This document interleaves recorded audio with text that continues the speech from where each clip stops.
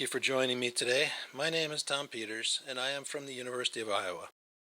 I will talk about data collection, cleaning, and formatting. The objectives of this lesson are to collect data in a robust, systematic manner, store data in an organized, error-free format, and format and perform preliminary analyses. There are many different types of data that may be collected in a sampling campaign. Each type of data needs special attention for collecting, transporting, and storing. Hazards can be measured by integrated sampling, where a sample is collected physically in the field and delivered to the laboratory for analysis. They may also be measured with direct reading instruments, which detect and provide output of the concentration of a contaminant instantaneously. Typically, we also collect data on covariates, or those variables that may help explain hazard measurements. Covariates may be collected with things like diaries or logs recorded by workers, observations of videos taken at a work site, or surveys of workers. Here are some examples of integrated sampling where the physical sample is collected in the field and analyzed in the laboratory. An inhalable sampler, shown at right, is a type of filter sampler which is worn within the breathing zone. Air is pulled through the filter with a pump. The filter is weighed gravimetrically before and after sampling. The mass of particles collected is divided by the volume of air pulled through the filter to obtain mass concentration.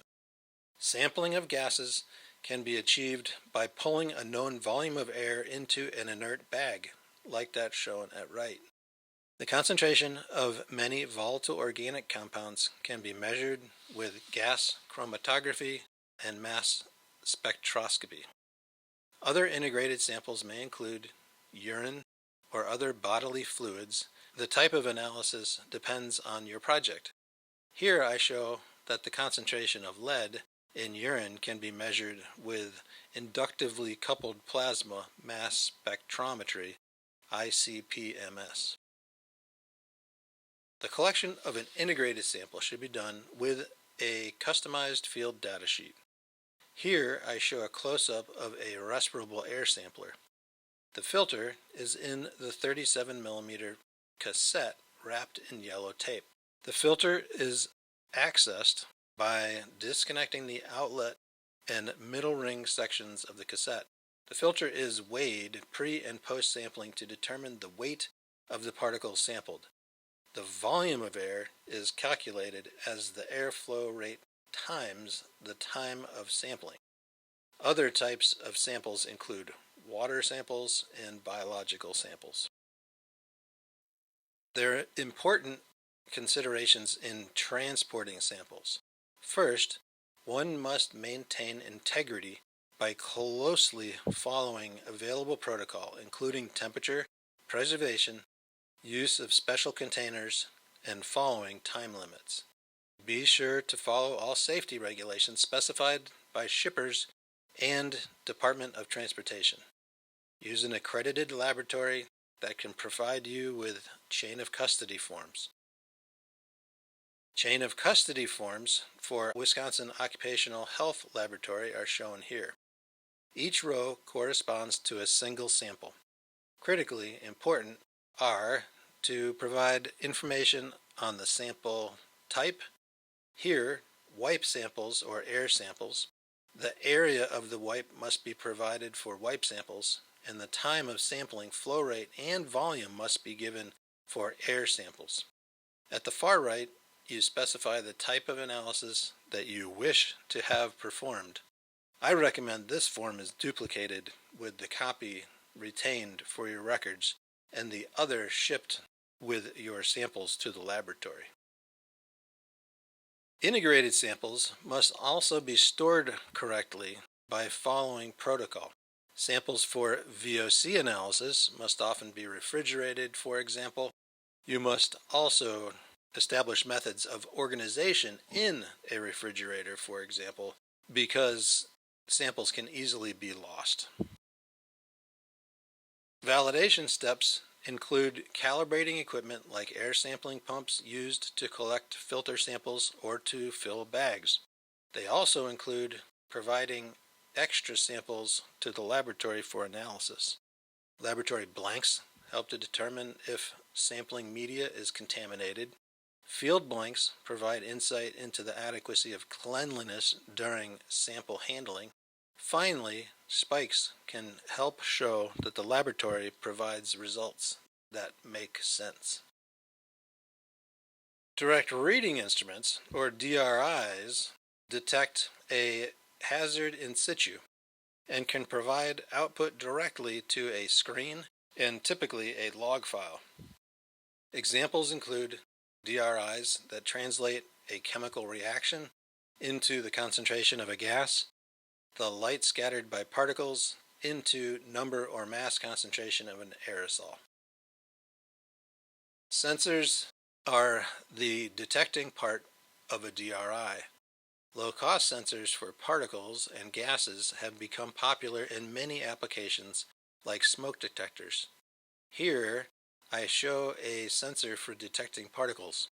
Air is passed through a channel and over a photosensor.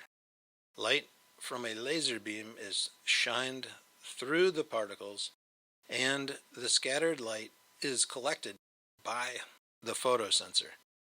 This signal can be interpreted as particle number concentration or mass concentration, which is then output as a line of text at frequency as high as once per second. In the lower right corner, one can see particle concentration versus time. The data from many sensors can be manually downloaded as a file and then uploaded to a database. More and more, however, data from sensors are gathered wirelessly by aggregators and communicated through routing devices to the cloud. The cloud provides large storage and access to analytics and large processing software. Clients can then download the data from the cloud as needed. The output of direct reading instruments and sensors needs to be validated. One way to do this is to bump check a sensor. One connects the sensor to a tank of calibration gas. The sensor response is recorded as air from the tank is flowed over the sensor. Tanks can be purchased with a wide array of gases and concentrations. A concentration a bit above field readings is a good starting point. Calibration tanks are not available for gases. However, there are cans called smoke check designed to set off smoke detectors. This aerosol can be used to ensure that particle sensors are responding, but not to specific concentrations. Alternatively, sensors can periodically be co-located. As shown at right, sensors are first gathered into one location and left to measure concentrations for some time. A coefficient of variation among the different samplers can be assessed with the data collected. A CV of less than 10% is quite good. Outlier sensors can be removed until the CV is less than some predetermined value acceptable for the study at hand. These sensors can either be repaired or taken out of the study altogether. We usually want to know the tasks that are associated with high concentrations. One way to do this is to have workers record what tasks they are performing throughout their work shift. At right is an example of a time diary. In the first column, the site and subject are identified. Then the task, start, and end time are noted, and the task is given a name. These data are then merged with sensor data, such as that shown in the top right. Here, concentration in milligrams per meter cubed is shown by time in hours. The highest concentrations were associated with smoking during breaks and then weaning piglets when working. Statistical models are built to test whether certain tasks produce statistically different concentrations than others. In the table, lower right, we can see that the weaning task does indeed produce statistically higher concentrations. Video monitoring can be used to collect covariate data without the need for worker involvement. Here I show video monitoring being conducted during machining of a large part of a construction vehicle. On the left side top, the video is shown with no machining conducted. Below this is the particle concentration with a baseline of 0.19 milligram per meter cubed. On the right are the video and concentrations when the machining is on. The highest concentrations were observed when the tools are changed out as shown in the lower right red circles. It is very important that time is set properly on the sensor and the video device in order to make sure everything is synced up. Surveys are another way to collect covariate data for analyses of exposure data. Here I show a survey freely available from NIEHS. The NIEHS Worker Well-Being Questionnaire provides an integrated assessment of worker well-being across multiple spheres, including individuals, quality of working life, circumstances outside of work, and physical and mental health status. Somehow we need to keep track of all of the information we collect during an exposure assessment. Here's an example of how I organize files for my projects. First, I give the root folder a name, usually the project name, here InTERACCT. Within this folder, I make a data folder. I have called this folder 00_data. I add the leading numbers so that the files are ordered the way I want them, rather than alphabetically. Raw data is stored in this folder, and I make another folder, write only, so that I cannot accidentally delete the data. I put another folder within the data folder called SOPs. This folder contains standard operating procedures with a unique SOP for each type of data collected. I create another folder for analyses. I manipulate data in the analyses folder on the raw data that I copied into the folder, but I never only write to the data folder. Common items in this folder are statistical code, spreadsheets, and data visualizations. Lastly, I have a report folder to store meeting notes and progress reports. Standard operating procedures are critical for collecting data in a robust, systematic manner and helping ensure that data is stored in an organized, error-free format. There are two main objectives of this lesson. SOPs should include safety considerations, steps to collect data, field data sheets, and labeling conventions. I will use the SOP shown here on preparing direct reading instruments for field use from my research laboratory as an example. The format of an SOP can vary, but I always include purpose and applicability, safety and operating precautions, equipment and materials, references, definitions, and procedures. At right is part of the procedures section. This section instructs someone how to zero a direct reading instrument for particles. The instrument is called the PDR 1500. The first step is to gather all of the equipment and configure the equipment as shown in the figure.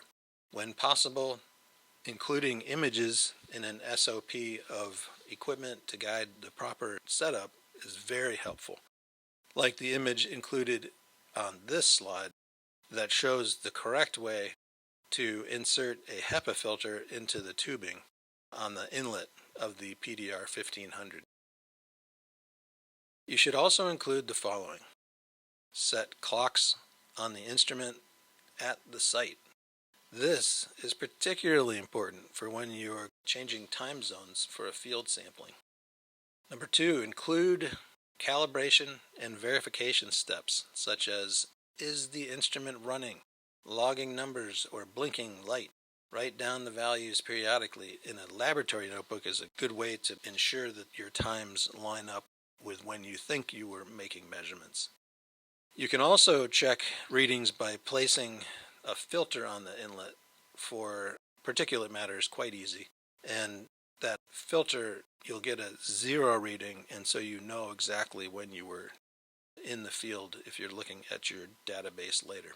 Bump check to produce a span value is another good way to check gas sensors or particle sensors or even noise sensors with a sound calibrator. Well-designed field data sheets are important to keep track of things during sampling. Assessing hazards in the workplace requires proper attention to all sampling details, the work conditions during sampling, proper documentation of calibration data, and documentation of analysis results. Here, I'll review each of these elements for a basic field data sheet for air sampling. This data sheet is available at the link provided on the bottom of the slide.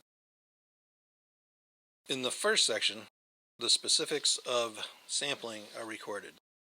These specifics include the sample date, sample identification, type of sampler, sampling type, if it's area, personal, or a blank. There's also a place for the media identification and lot number. For many air samples, this refers to filter media used to collect particles.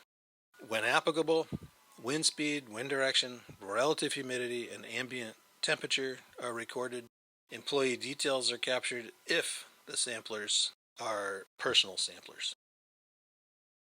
The second section is used to collect details on the work conducted nearby sampling, including task descriptions. Process is noted along with the materials used in the process. Contaminant controls are noted in the workplace, including general and local ventilation and personal protective equipment. In the section for calibration data, all information about equipment calibration is recorded, including the sampling pump model, the serial number, the calibrator method, model number, date of calibration, and model and serial number. At the start of sampling, the airflow rate through the sampler should be measured with the calibrator and the start time recorded.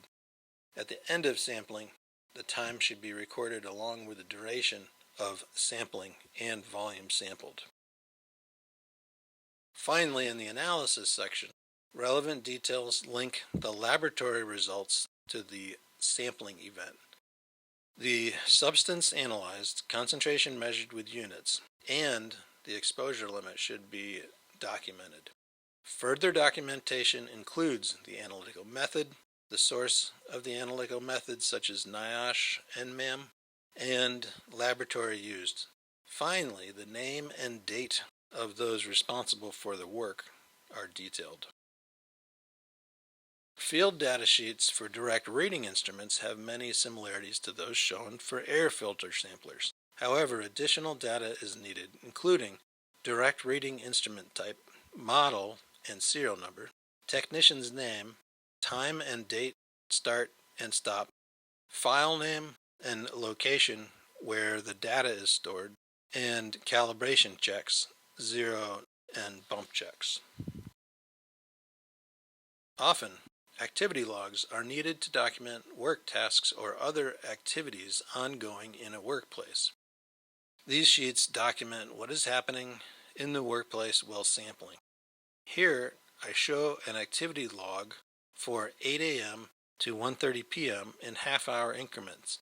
The worker or person sampling records the task performed, the equipment or resources used, and any observations for each 30-minute period throughout sampling. These data are later merged with data from direct reading instruments to help define why concentrations are sometimes high. Often, I add another column or multiple columns to record data from direct reading instruments if available. The extra data can be used to validate data pulled from files recorded by the direct reading instruments. It's critical to develop and follow sample and file labeling conventions. They should be developed for each sample type and followed consistently. They should include text file name, and so the naming conventions use descriptive, meaningful names, keep the names relatively short, include dates in the name in the following format. So year, month, day. So Y is the year, M is the month, and D is the date format. And use hyphens or underscores or camel case instead of spaces. That camel case is this, use a capital in the middle so that you can tell words apart from one another. Here's an example of a label for a filter cassette used in air sampling. The WP stands for workplace. 20221008 stands for the date. The year is 2022. The date was 10 October and October 8th. TOT stands for total particulate sample, and 01 is the first sample taken of that day of that type. Proper file labeling is critical to keep track of the many files produced by direct reading instruments. Here's an example of a file name taken with a CPC. WP, again, is the workplace. Then this 2023, that's the year.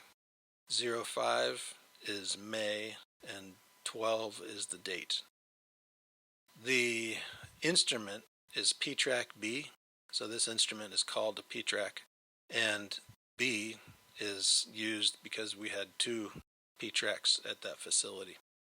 01 stands again for the first file that was saved for that day. So we can use this filing system and not be confused when we get back home. Regularly, but at a minimum at the end of the day of sampling, you should ensure that the data are properly transferred to the project folder on a computer. Each file should be opened to check the integrity of the data. And so here I show an example. We open this data and we can look and see that the ET stands for elapsed time, so I can check for correspondence with my field data sheets. Also, I can scan the values to see if they make any sense. And lastly, I back up all the files to another computer or the cloud. If you do find corrupt data, at least you'll have the opportunity to fix things prior to the next sampling period. After sampling, you need to carefully prepare your data for analysis. First, you need to clean and format your data. This step often takes about the same time as analysis. Rushing during this step leads to errors, low confidence, and starting over. When cleaning your data, you want to ask these questions. Do the data appear reasonable? Are the data within normal parameters? Example would be positive concentrations. Is the data formatted correctly? Time and date is often very difficult to handle, but it needs to be handled correctly and it needs to be taken care of in the beginning so that you're not always dealing with those issues. Are all lines properly in columns? Often you will have missing values in your data. You should not guess what the missing values were. Instead, you should logically and consistently replace the missing values. Replacement values vary, but they include the mean, concentration, the median, interpolated estimates, and others. Also common are data below detection limits. Let's say your laboratory results come back and you have non-detects or undetects.